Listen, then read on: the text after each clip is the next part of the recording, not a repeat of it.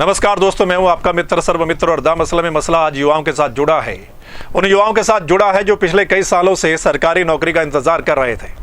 Test हो चुका था, इंटरव्यू हो चुका था, लेकिन अब सुनने को मिलता है उन्हें कि ये भर्ती रद्द हो सकती है, नए सिरे से भर्ती निकाली जाएगी। तो आप सोचिए क्या बीत रही होगी।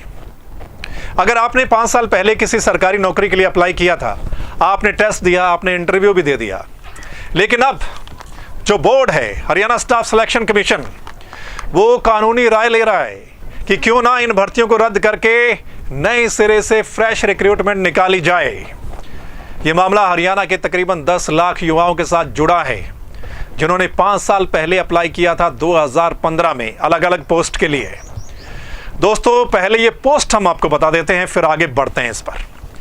टीजीटी इंग्लिश की पोस्ट थी 1033, इसमें एक्साइज इंस्पेक्टर थे 35, इसमें टैक्सेशन इंस्पेक्टर थे 171, इसमें सामाजिक एवं पंचायत ऑफिसर थे 61, इसमें फूड एंड सप्लाई इंस्पेक्टर थे 48, स्टेशन सुपरवाइजर 38, फॉरेस्टर 112, क्लर्क जिला सैनिक बोर्ड 26 और जूनियर कोच 12। यानी कि टीजीटी इंग्लिश 1033 और इसके अलावा 503 पोस्ट और थी। अब क्या है कि जो हरियाणा स्टाफ सिलेक्शन बोर्ड है, उन्होंने एजी को लेटर लिखा, कानूनी राय मांगी कि क्यों ना इन भर्तियों को रद्द कर दिया जाए, नए सिरे से भर्ती निकाले, और कारण बताया है। कारण बताते हैं। पहला ये कि 2015 में ये पोस्ट निकली थी, लेकिन 2017 में नियम चेंज हो गए, क्राइटेरिया चेंज हो गया, उसमें इंटरव्यू बंद कर दिए, उसमें सोशियो इकोनॉमिक क्राइटेरिया आ गया था।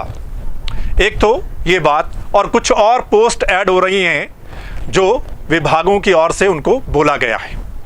दूसरा कारण, इन भर्तियों का जो मामला है वो हाई कोर्ट में चल रहा है, इसलिए क्यों ना इनको रद्द कर दिया जाए, नए सिरे से निकाला जाए। अब एजी ऑफिस ने तो बोल दिया है, वैलिड रीजन है, तो बोर्ड और सरकार भर्तियों को रद्द कर सकता है, नए सिरे से निकाल सकता है।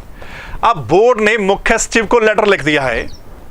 अब मुख्य सचिव की ओर से अगर हरी झंडी मिल जाती है, फाइनल वहां से डिसीजन हो जाता है, तो फिर मान लीजिए कि ये भर्तियां रद्द हो जाएंगी और नए सिरे से रिक्रूटमेंट निकाली जाएगी।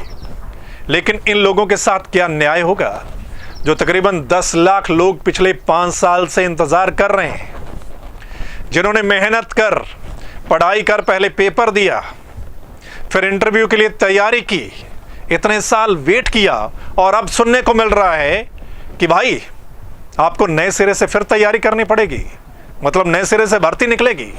तो सोचिए इन लोगों पर क्या बीत रही होगी। अब हम आपको बताते हैं जो कारण बताए गए हैं, लेकिन इसमें अंदर की बात क्या है। अगर इन भर्तियों को रद्द करना है तो 2015 में और भी कई भर्तियां निकली थी, लेकिन उनका प्रोसेस पूरा हो गया, उनकी सिलेक्शन हो गई, तो क्या उन पे ये लागू नहीं होता था। अब ये जो भर्तियां हैं, इनमें से कुछ के इंटरव्यू नियम चेंज होने से पहले हो गए थे और कुछ के बाद में हुए थे। तो जो बाद में इंटरव्यू लिए थे बोर्ड ने, क्या उस समय लीगल ओपिनियन नहीं लिया जाना चाहिए था? अगर अब लिया जा रहा है तो फिर उस समय ले लेते, उस समय पता चल जाता। पहली बात तो ये कि जब दूसरी भर्तियों का प्रोसेस पूरा हो गया तो फिर इनका क्यों नहीं हो सकता। दूसरी बात, आजकल तकरीबन हर भर्ती का मामला कोर्ट में चला जाता है, तो क्या फिर हर भर्ती को रद्द कर दिया जाएगा? ऐसे तो कोई भी भर्ती पूरी नहीं होगी। सरकार का फर्ज है, बोर्ड का फर्ज बनता है कि अगर मामला हाई कोर्ट में चला गया है तो फिर मजबूत तरीके से पैरवी की जाए। तो अब कसूर किसका है? उन 10 लाख युवाओं का है जो 5 साल से इंतजार कर रहे थे, जिन्होंने अपना समय दिया, पैसा दिया, इतनी मेहनत की, या कसूर बोर्ड का है, सरकार का है कि वो मजबूत पक्ष नहीं रख पाए कोर्ट में और मामला इतना लंबा चला गया। सो दोस्तों, ये मसला है और मसला बहुत गंभीर है। इतने सारे युवाओं के साथ ये मसला जो है वो जुड़ा हुआ है। अब आप देखिए, नए सिरे से अगर ये भर्तियां निकाली गई तो सरकार पर करोड़ों रुपए का बोझ और पड़ेगा। नए सिरे से रिक्रूटमेंट निकालना, नए सिरे से सारा तामझाम करना, बहुत सारा पैसा खर्च होता है इसमें। एक तरफ कोरोना की महामारी आ गई, सरकार ने कहा हमें घाटा हो गया, हमें इनकम नहीं आई, ऐसे में अगर दोबारा से भर्तियां निकलेंगी तो कितना पैसा और खर्च करना पड़ेगा? क्या सरकार ने ये नहीं सोचा? क्या बोर्ड ने ये नहीं सोचा? तो देखना होगा सरकार क्या फैसला लेती है, लेकिन अभी भी सरकार के हाथ में है। इन लोगों की अपील है कि सोचा जाए इनके बारे में।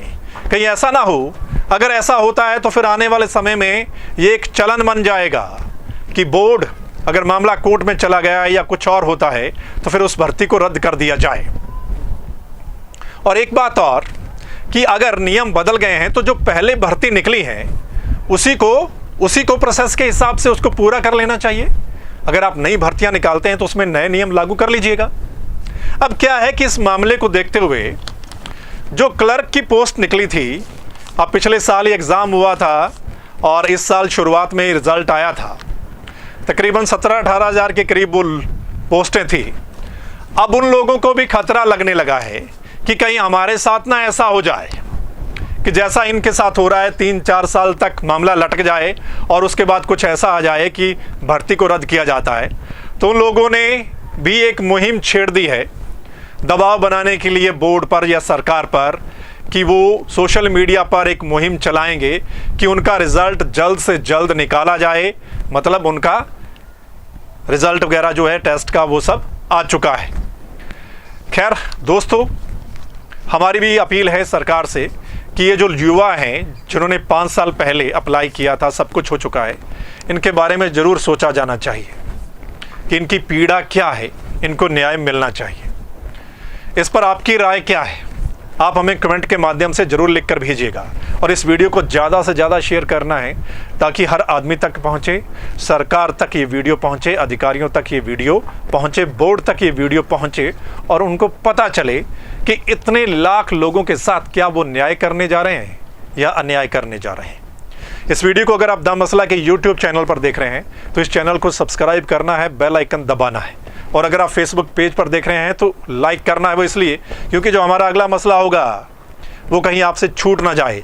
चाहे युवाओं से जुड़ा है, किसानों से जुड़ा है, कर्मचारियों से जुड़ा है, सरकार के नई अपडेट्स के साथ जुड़ा है, वो आप तक उसी समय पहुंच जाए। धन्यवाद, नमस्कार।